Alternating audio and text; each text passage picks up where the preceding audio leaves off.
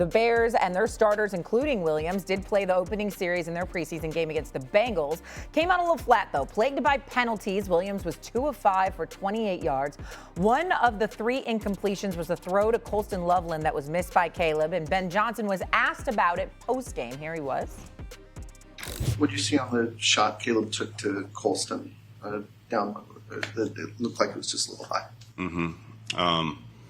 I probably would go somewhere else with the ball on that one. Yeah, I'm going to guess Caden Davis is probably where he wanted to go with that one. But nonetheless, Ben Johnson's comments essentially critiquing a little bit his quarterback. Something or nothing, Kevin?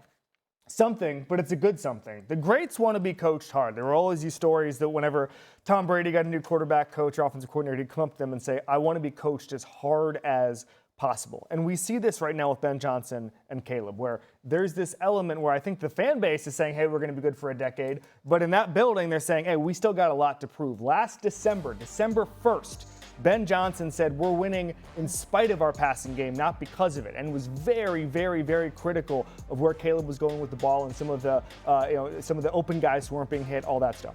To me, this is just coaching a young quarterback really, really, really hard.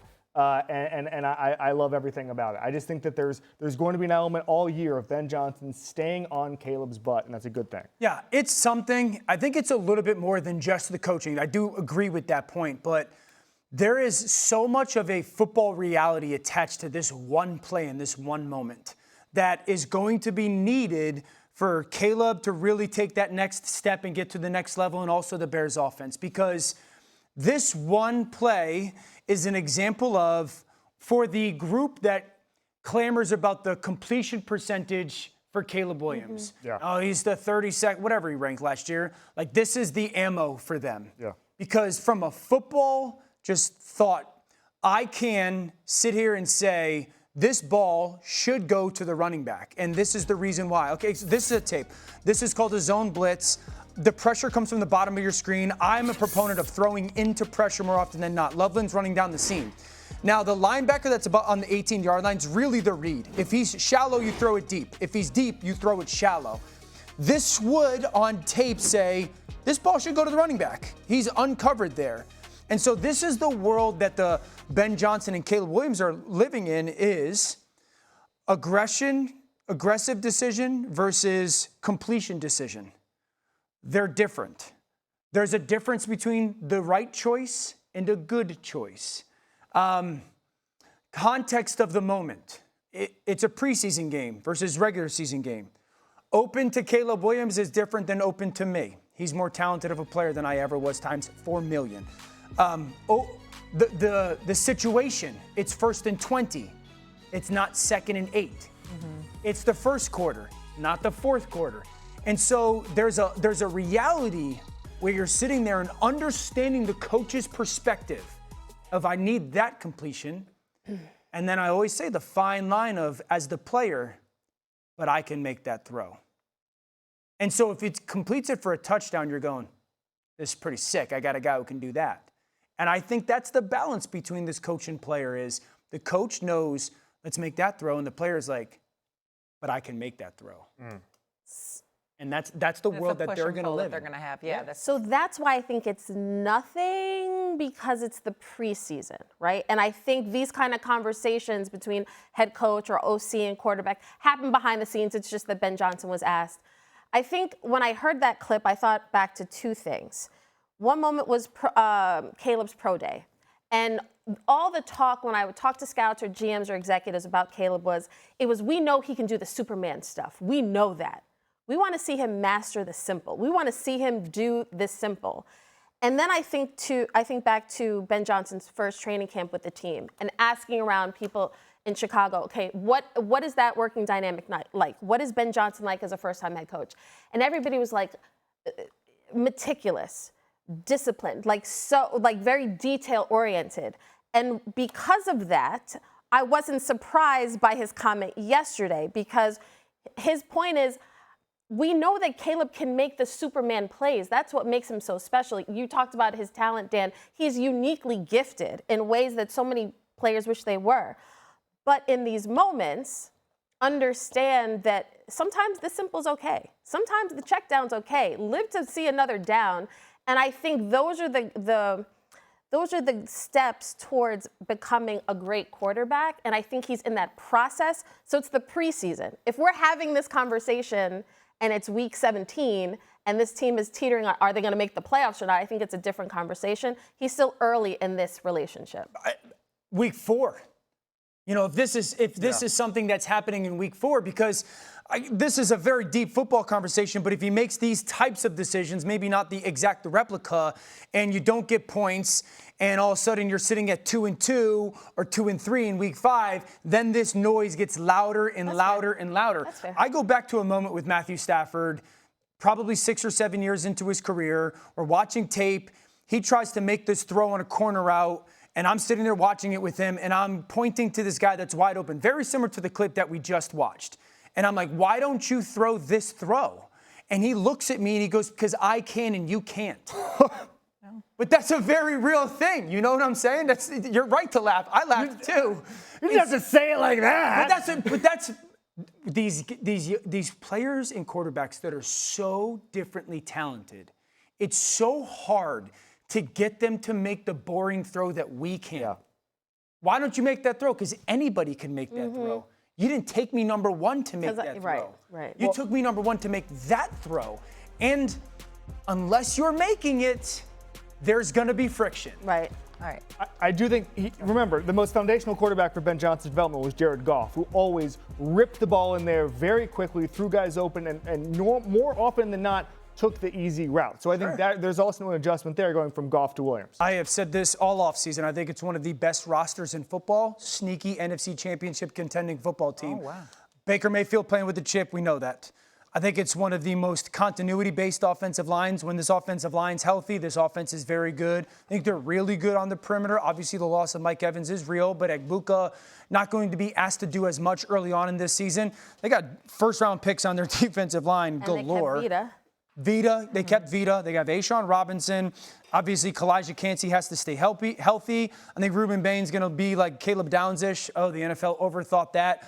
Morrison's very good at corner. Antoine Winfield Jr., one of the best corners or safety players and secondary players in football. They signed Alex Anzalone from Detroit. I think the roster is fantastic. Okay, great. What do you think? 2 things Dan Orlovsky and I agree on. Number 1 is that you should always show your ankles. Number 2 is this Bucs team is unbelievable from a talent perspective, from a roster standpoint. Jason Light's one of the best general managers in football, and you nailed it. The entire league, or at least everybody picking in the top 14, overthought Ruben Bain. That little hump move, the Reggie White move, that was being mentioned by Tim Hasselbeck in the first month that Ruben Bain was on campus at the University of Miami 3 years ago. He is an unbelievable culture guy, but he's also so strong. He's going to be able to do that in the NFL on every single snap. The best motor I've seen in a long time at the college level, a demon in the run game, a guy who works harder than anybody. I don't know why there were 14 teams who didn't want this, who thought that short arms were more important than a guy who can change your entire building. He's going to be a defensive rookie of the year candidate, if not my favorite after the preseason. I just think that right now, you talk about Josiah Trotter, also a linebacker who's going to be a rookie. Last year, their problems were stopping the run, stopping explosive plays, and tackling. That's going to be fixed. They're going to win that division. They're going to compete for the NFC Championship. I just think if Baker protects the football. My thing is when it's crunch time, Baker just needs to protect the football, and this team, behind the Seattle and the Rams, those are the 2 favorites, I think, in the NFC, and then the Eagles. But when you look at some of the other teams, Lions, Packers, the Bucs are right there, and they easily could be in the NFC title game. Okay, so everyone here is saying the NFC title game, but then it sounds like there's a little, like you just said, the Rams, the Eagles, potentially. I mean, obviously the Seahawks. Who would you put above the Bucs right now? Yeah, definitely. I think the Rams are the class of the NFL, obviously. I think Seattle's there, but I would remind everybody they're new offensive coordinator. And they've lost pieces. The last 4 times we've had the Super Bowl champion replace their offensive coordinator, it has been a precipitous, is that fair? Yes, Sure. very Good job, Dan. Drop in offensive performance. So we'll see what that offense looks like. Philly, Mekhi Lemon's got to get on the field. New offense for Jalen Hurts. We've seen him survive and thrive time and time again. Detroit, offensive line.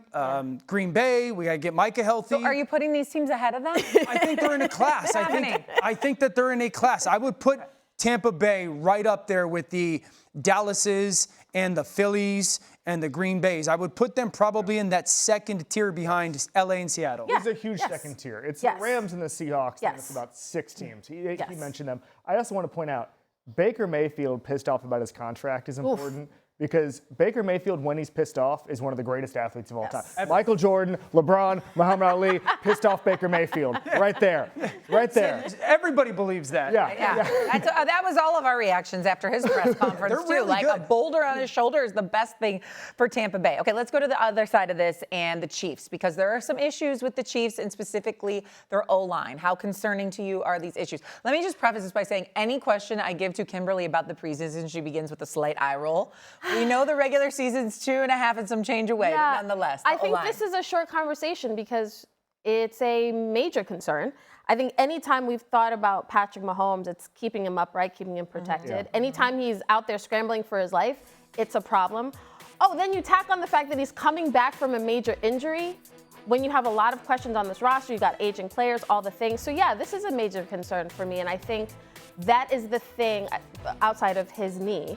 I think offensive line play is a big factor with them. Yeah, I wouldn't be like, oh, it's great that we have offensive line issues and our starting quarterback is coming back from knee surgery and knee problem. Go ahead. You right there, too? It's not ideal. It's all happening. It's ankle gang. We're the ankle gang here. But are you agreeing or disagreeing? With what? That it's a concern. It is a concern, but it's not high on the list for me. Whoa. I think that if you're saying, okay, if it's February and somebody said, why did the Chiefs not compete for a Super Bowl? I would put receiving help at the very top because the deep ball has to get better with Patrick Mahomes. That was his great separator, especially early in his career.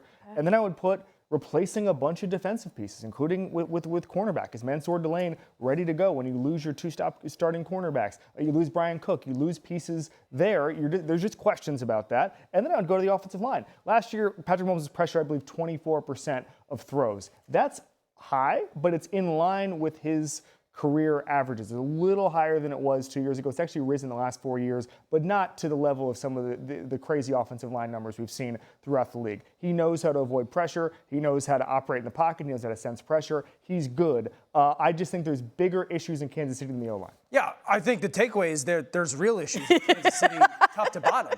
It's not just offensive line. Surely offensive line, and Shae, to your point, surely it's concerning, can Patrick be who Patrick has been?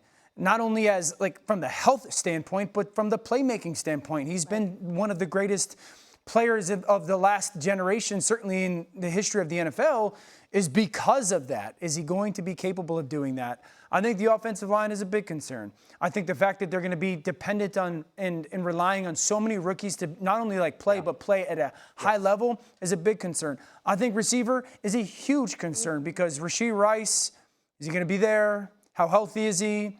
The same with Xavier Worthy. They've got to rely on Cyrus Allen a ton, who again is a rookie. I mean, we're talking about a team that people are saying Super Bowl contender that is going to need significant contribution from 5 rookies. Significant. If we got to January and in the NFL, the Chargers, both teams are healthy. The Chargers aren't in the playoffs and the Chiefs are, that would be a massive, massive disappointment in LA. Massive. They are significantly more talented.